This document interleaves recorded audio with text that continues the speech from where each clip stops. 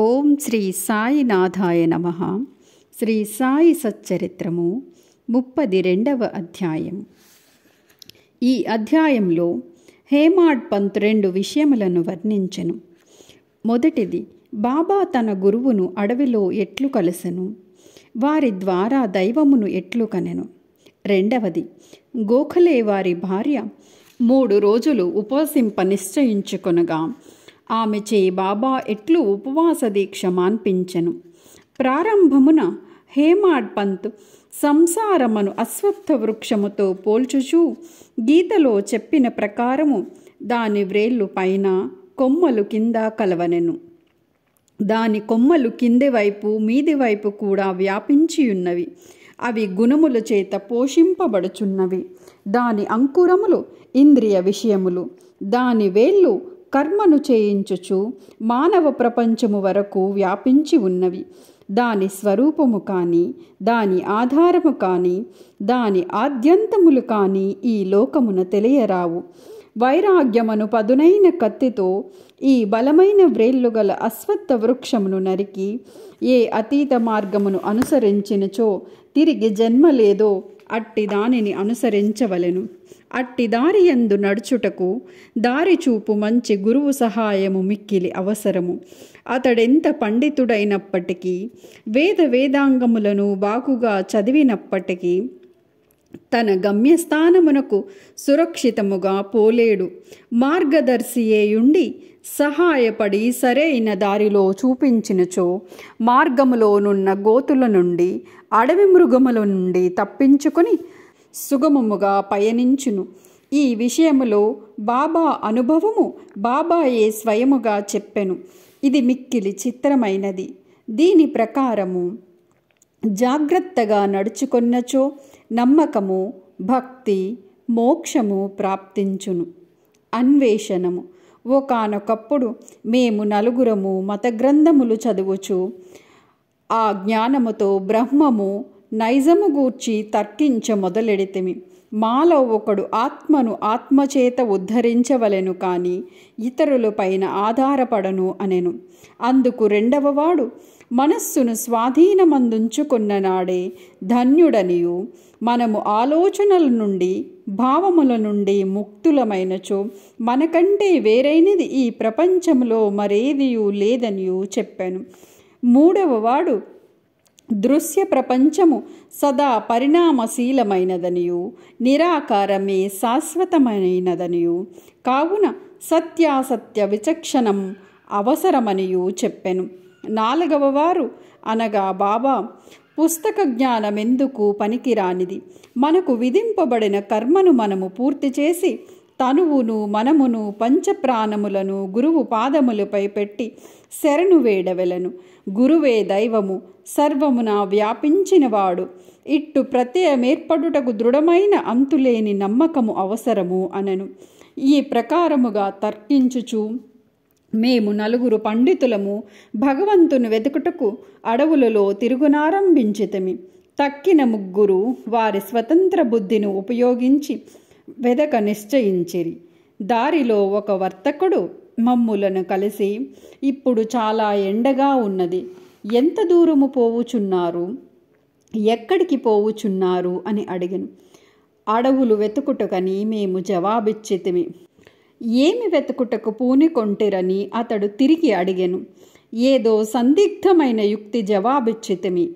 ధ్యేయరహితముగా మేము తిరుగుట చూసి అతడు కనికరించి ఇట్లనెను, అడవుల సంగతి పూర్తిగా తెలియకుండా మీ ఇష్టము వచ్చినట్లు తిరుగురాదు.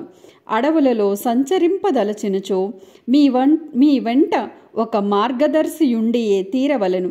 అనవసరముగా ఈ ఎండవేలప్పుడు ప్రయాసపడుట ఎందుకు?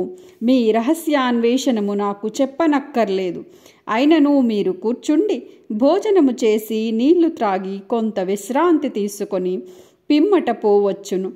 ఓపికతో నుండు అనెను. అతడింత మృదువుగా మాట్లాడినను వానిని నిరాకరించి నడవసాగితిమి. మాకన్ని సంగతులు తెలియను కాన ఇతరులు సహాయము అక్కరలేదనుకుంటుమి. అడవులు పెద్దవి, మార్గము లేనివి, చెట్లు దగ్గరగాను ఎత్తుగాను ఉండుట చేత సూర్యరశ్మి లోపల ప్రవేశింపకుండెను. కనుక దారి తప్పి అటు ఇటు చాలాసేపు తిరిగితిమి. తుట్ట తుదకు ఎక్కడి నుండి బయలుదేరితమో అక్కడికే అదృష్టవశాత్తు తిరిగి వచ్చితిమి. బంజారా తిరిగి కలుసుకొని ఇట్లనెను, మీ తెలివితేటలపై ఆధారపడి మీరు దారి తప్పితిరి. చిన్నదానికి గాని పెద్దదానికి గాని సరైన మార్గము చూపుటకు ఒక మార్గదర్శియుండియే తీరవలెను. ఉత్త కడుపుతో ఏ అన్వేషణము జయప్రదము కాదు. భగవంతుడు సంకల్పించనదే మనకు దారిలో ఎవ్వరూ కలియరు. పెట్టిన భోజనము వద్దనుకుడు, వడ్డించిన విస్తరిని త్రోసివేయకము, భోజన పదార్థములర్పించుట శుభసూచకము. ఇట్లనుచు తిరిగి మమ్ములను ప్రశాంతముగా భోజనము చేయుమని బ్రతిమాలెను. నా మిత్రులు ముగ్గురు ఈ మాటలను లక్ష్యపెట్టక భోజనము చేయకుండా ప్రయాణము సాగించిరి. వారి హఠం ఆ విధముగా ఉండెను. నేను మాత్రము ఆకలితోనూ దాహముతోనూ ఉంటిని. బంజారా చూపిన అసామాన్యమైన ప్రేమకు లొంగిపోయితిని. మేమెంతో తెలివైన వారమనుకుంటేమి, కానీ దయాదాక్షిణ్యములకు దూరమైతిమి. బంజారా చదువుకున్నవాడు కాదు, యోగ్యతలు లేనివాడు, తక్కువ జాతివాడు. కానీ వాని హృదయము ప్రేమమయము. భోజనము చేయుమని మమ్ములను వేడెను. ఈ విధముగా ఫలాపేక్ష లేకుండా ఎవరైతే ఇతరులను ప్రేమించెదరో వారు నిజముగా నాగరికులను ఎంచి వాని ఆతిథ్యమును ఆమోదించుటయే జ్ఞానమునకు ప్రథమ సోపానమని అనుకొంటిని. మిక్కిలి మర్యాదతో అతడు పెట్టిన భోజనము నేను తిని, అనగా బాబా నీళ్లు త్రాగి తిని. ఏమి ఆశ్చర్యము! వెంటనే మా గురువుగారు వచ్చి మా ఎదుట నిలిచిరి. వారడుగుట చేత జరిగిన వృత్తాంతమంతయు విశదపరిచితిమి. అప్పుడు వారు నాతో వచ్చుటకు ఇష్టపడదరా? మీకు కావలసినదేదో నేను చూపెదను. నా యందు విశ్వాసమున్న వారికే జయము కలుగును అనిరి. తక్కిన వారు వారి మాటలను సమ్మతింపక ఎక్కడికో పోయిరి. నేను మాత్రము వారికి గౌరవపూర్వకముగా నమస్కరించి వారి ఆజ్ఞకు లోబడితిని. అంతట వారు నన్నొక బావి వద్దకు తీసుకొని పోయిరి. నా కాళ్లను తాడుతో కట్టి నన్ను తలక్రిందులుగా ఒక చెట్టుకు కట్టి బావిలో నీళ్లకు 3 అడుగుల మీదగా నన్ను వ్రేలాడదీసిరి. నా చేతులతో కానీ నోటితో కానీ నీళ్లను అందుకోలేనుకుంటిని. నన్ను ఈ విధముగా వేలాడబట్టి వారు ఎచ్చటుకో పోయిరి. 4-5 గంటల తర్వాత వారు మరల వచ్చి నన్ను బావిలో నుంచి బయటకు తీసి ఎట్లుంటివి అని అడిగిరి. ఆనందములో మునిగియుంటిని.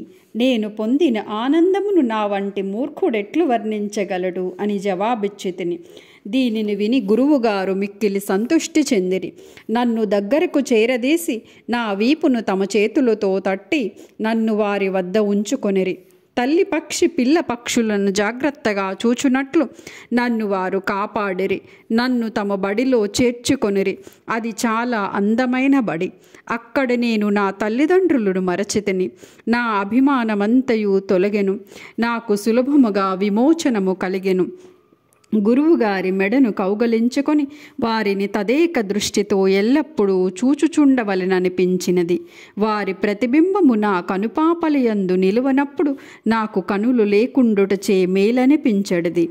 అది అటువంటి బడి. అందులో ప్రవేశించిన వారెవరునూ రిక్తహస్తములతో బయటకు రారు. నా గురువే నాకు సమస్తముగా తోచుచుండెను. నా ఇల్లు, నా ఆస్తి, నా తల్లిదండ్రులు అంతయు వారే. నా ఇంద్రియములన్నీయు తమ తమ స్థానములు విడిచి నా కండ్లయందు కేంద్రీకృతమయ్యెను. నా దృష్టి గురువునందు కేంద్రీకృతమయ్యెను. నా ధ్యానమంతను నా గురువుపైనే నిలిపితిని. నాకింకొక దానియందు స్పృహ లేకుండెను. వారిని ధ్యానము చేయునప్పుడు నా మనసు, నా బుద్ధి స్తబ్దమగుచుండెను. నిశ్శబ్దముగా వారికి నమస్కరించుచుంటిని. ఇతర పాఠశాలల్లో పూర్తిగా మరొక విధమైన దృశ్యములు కానవచ్చును. భక్తులు జ్ఞానమును సంపాదించుటనకు పోయి ద్రవ్యమును, కాలమును, కష్టమును వ్యయము చేసెదరు. తుదకు పశ్చాత్తాపపడెదరు. అక్కడున్న గురువు తనకు గల రహస్య శక్తిని గురించి, తన రుజు ప్రవర్తనము గూర్చి పొగడుకొనుచు తన పాతివ్రత్యమును ప్రదర్శించునే కానీ హృదయము మృదువుగా ఉండదు. అతడు అనేక విషయములను గూర్చి మాట్లాడును. తన మహిమను తానే పొగడుకొనను. కానీ అతని మాటలు భక్తుల హృదయములందు నాటవు. వారిని ఒప్పింపచేయవు. ఆత్మ సాక్షాత్కారము అతనికి తెలియనే తెలియదు. అటువంటి బడులు శిష్యులకి ఏమి మేలు చేయను, వారికి ఏమి లాభము? కానీ పైన పేర్కొన్న గురువు మరి ఒక రకము వారు. వారి కటాక్షముచే ఎట్టి శ్రమ లేకయే ఆత్మజ్ఞానము దాని మట్టుకది నాయందు ప్రకాశించెను. నేను కోరుటకేమియూ లేకుండెను. సర్వము దాని మట్టుకదియే పగటి ప్రకాశము వలె బోధపడెను. తల క్రిందుగను కాళ్ళు మీదుగను ఉంచుట వలన కలుగు ఆనందము గురువుకే తెలియను. నలుగురిలో ఒకడు కర్మఠుడు, అనగా కర్మలయందు నమ్మకము కలవాడు. అతనికి కొన్ని కర్మలు, విధులు, నిషేధములు మాత్రమే తెలియను. రెండవ వాడు జ్ఞాని, అతడు తనకున్న జ్ఞానమును గర్వించువాడు. మూడవ వాడు భక్తుడు, భగవంతునికి సర్వస్య శరణాగతి చేసినవాడు. భగవంతుడే సర్వమును చేయువాడని అతని నమ్మకము. వారిట్లు తర్కించుచు వివాదపడుచుండగా దేవుని సమస్య వచ్చెను. వారు తమకు తెలిసిన విద్యపై ఆధారపడి దేవుని వెదకుటకు పోయిరి. వివేకమునకు వైరాగ్యమునకు అవతారమగు శ్రీ సాయి ఆ నలుగురిలో ఒకరు. పరబ్రహ్మ స్వరూపులై కూడా వారు ఎందుచేత ఇతరులతో కలిసి తెలివి తక్కువగా ప్రవర్తించిరని ఎవరైనా అడగవచ్చు. ప్రజాభిప్రాయమును వారి మంచిని సంపాదించుటకను వారి ఒక ఉదాహరణము చూపుటకు వారిట్లు చేసిరి. వారు అవతార పురుషులైనప్పటికీ ఒక సాధారణుడైన బంజారాను గౌరవించి వాని ఆహారమును ఆమోదించిరి. అన్నము పరబ్రహ్మ స్వరూపమని వారి నమ్మకము. బంజారా ఆహారమును నిరాకరించిన వారు కష్టములు పాలైరి. గురువు లేనిదే జ్ఞానము సంపాదించుటకు వీలు కాదని వారు బోధించిరి. తైత్తరీయోపనిషత్తు తల్లిని, తండ్రిని, గురువును గౌరవించి పూజించి మత గ్రంథములను అభ్యసించవలెనని చెప్పుచున్నది. ఇవియే మన మనస్సును పావనము చేయుటకు మార్గములు. మనస్సును పావనము చేయనిదే ఆత్మసాక్షాత్కారము పొందలేము. ఇంద్రియములు కానీ, మనస్సు కానీ, బుద్ధి కానీ ఆత్మను చేరలేవు. ప్రత్యక్షము, అనుమానము మొదలైన ప్రమాణములు మనకు ఈ విషయములో సహాయపడవు. గురువుగారి కటాక్షమే మనకు తోడ్పడును. ధర్మము, అర్థము, కామము మన కృషి వల్ల లభించును. కానీ నాలుగవదియగు మోక్షము గురువు సహాయము వలనే పొందనకును. సాయి దర్బారులోనికి అనేక మంది వచ్చి వారికి తెలియ విద్యలను ప్రదర్శించిపోయేడివారు. జ్యోతిష్కులు రాబోవు విషయములు చెప్పుచుండెడివారు. యువరాజులు, గౌరవనీయులు, సామాన్యులు, పేదవారు, సన్యాసులు, యోగులు, పాటకాండ్రు మొదలుగువారు దర్శనమునకై వచ్చడివారు. ఒక మహారు వచ్చి జోహారు చేసి ఈ సాయి మా బాప్ అనియు వారు మన చావు పుట్టుకలను తుడిచివేయుదురనియు చెప్పెను. గారడివాండ్రు, గుడ్డివాండ్రు, చొట్టవారు, నర్తకులు, నాద సాంప్రదాయము కలవారు, పగటి వేషములు వారు కూడా అచ్చట సమాదరింపబడుచుండిరి. తన వంతు రాగా ఆ బంజారా కూడా కనిపించెను. తన పాత్రను ముగించెను. మనమిప్పుడు ఇంకొక కథ విందెము. గోఖలే గారి భార్య ఉపవాసము. బాబా ఎన్నడూ ఉపవసించలేదు. ఇతరులను కూడా ఉపవాసము చేయనిచ్చువారు కాదు. ఉపవాసము చేయువాని మనస్సు స్థిమితముగా ఉండదు. అట్టివాడు పరమార్థం ఎట్లు సాధించును? ఉత్త కడుపుతో దేవుని చూడలేము. మొట్టమొదట ఆత్మను శాంతింపచేయవలెను. కడుపులో తడి కలుగు చేయు ఆహారము కానీ, పౌష్టిక శక్తి కానీ లేనప్పుడు భగవంతుని ఏ కండ్లతో చూడగలము? ఏ నాలుకతో పొగడగలము? ఏ చెవులతో వానిని వినగలము? వేయేల మన అవయవములన్నీ వాని శక్తిని అవి సంపాదించుకున్నప్పుడు, మంచి స్థితిలో నున్నప్పుడే మనము భక్తి మొదలగు సాధనములను ఆచరించి దేవుని చేరగలము. కాబట్టి ఉపవాసము కానీ, మితిమించిన భోజనము కానీ మంచిది కాదు. ఆహారములో మితి శరీరమునకు, మనస్సునకు కూడా మంచిది. గోఖలే గారి భార్య, కానిట్కర్ భార్య శ్రీమతి కాశీబాయి వద్ద నుండి దాదా కేల్కర్కు జాబు తీసుకుని షిరిడీకి వచ్చెను. ఆమె బాబా పాదముల వద్ద 3 రోజులు ఉపవసించి కూర్చొని నిశ్చయముతో వచ్చెను. బాబా అంతకు ముందు రోజు కేల్కర్తో తన భక్తులను హోలీ పండుగ నాడు ఉపవాసము చేయనీయనని చెప్పియుండెను. వారు ఉపవసించినచో బాబా యొక్క ఉపయోగమేమనను. ఆ మరుసటి దినము ఆమె దాదా కేల్కర్తో పోయి బాబా వద్ద కూర్చుండగా బాబా వెంటనే ఆమెతో, ఉపవాసము చేయవలసిన అవసరమేమి? దాదా భట్టు ఇంటికి పోయి బొబ్బట్లు చేసి అతనికి పిల్లలకు పెట్టి నీవు కూడా తినుము అనెను. హోలీ పండుగ వచ్చెను. దాదా కేల్కరు భార్య బయట చేరెను. కేల్కర్ ఇంట్లో పండుగకు వండుటకు ఎవరూ లేకుండిరి. కావున బాబా సలహా సమయోచితముగా ఉండెను. గోఖలే గారి భార్య దాదాభట్టు ఇంటికి పోయి బొబ్బట్లు చేసెను. ఆ రోజు అక్కడే ఉండెను. ఇతరులకు పెట్టెను. తాను తినెను. ఎంత మంచి కదా, ఎంత చక్కని నీతి! బాబా సర్కారు. బాబా తన బాల్యములో జరిగిన ఈ కథను ఈ విధముగా చెప్పెను. నా చిన్నతనములో భుక్తి కొరకు వెదుకుచూ బీడ్గాం వెళ్ళి తిని. అక్కడ నాకు బట్టలపై చేయు అల్లిక పని దొరికెను. శ్రమ అనక కష్టపడి పని చేసి తిని. యజమాని నా పనికి సంతుష్టి చెందెను. నాకంటే పూర్వము 3 కుర్రవాళ్ళు పనిలో ఉండిరి. మొదటి వానికి 50 రూపాయలు, రెండవ వానికి 100 రూపాయలు, మూడవ వానికి 150 రూపాయలు. నాకీ 3 మొత్తములకు రెండింతలుగా అనగా 600 రూపాయల జీతమిచ్చెను. నా తెలివితేటలు చూసి యజమాని నన్ను ప్రేమించి మెచ్చుకొని నిండు దుస్తులనిచ్చి నన్ను గౌరవించెను. వీనిని వాడకుండా జాగ్రత్తగా దాచుకొంటిని. మానవుడిచ్చినది త్వరలో సమసిపోవును, కానీ దైవమిచ్చినది శాశ్వతముగా నిలుచును. ఇంకెవరిచ్చినది దీనితో సరిపోల్చలేము. నా ప్రభువు తీసుకో తీసుకో అనును, కానీ ప్రతివాడు నా వద్దకు వచ్చి తేతే అనుచున్నాడు. నేనేమి చెప్పుచున్నానో గ్రహించువాడు ఒక్కడునూ లేడు. నా సర్కారు యొక్క ఖజానా ఆధ్యాత్మిక ధనము నిండుగా ఉన్నది. అది అంచు వరకు నిండి పొంగిపోవచున్నది.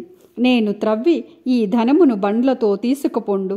సుపుత్రుడైన వాడు ఈ ద్రవ్యమునంతయు దాచుకొనవలెను అనుచున్నాను. నా ఫకీరు చతురత, నా భగవానుని లీలలు, నా సర్కారు అభిరుచి మిక్కిలి అమోఘమైనవి. నా సంగతి ఏమి? శరీరము మట్టిలో కలియును, ఊపిరి గాలిలో కలియును. ఇట్టి అవకాశము తిరిగి రాదు. నేనెక్కడికో పోయెదను, ఎక్కడనో కూర్చుండెదను. మాయ నన్ను మిగుల బాధించుచున్నది. అయినప్పటికీ నా వారి కొరకు నేను ఆతురత పడెదను. ఎవరైతే నేనేమైనా సాధన చేసినచో తగిన ఫలితము పొందెదరు. ఎవరైతే నా పలుకులను జ్ఞప్తి అందుంచుకొనెదరో వారు అమూల్యమైన ఆనందమును పొందెదరు. 32వ అధ్యాయము సంపూర్ణము. సద్గురు శ్రీ సాయినాథార్పణమస్తు. శుభం భవతు.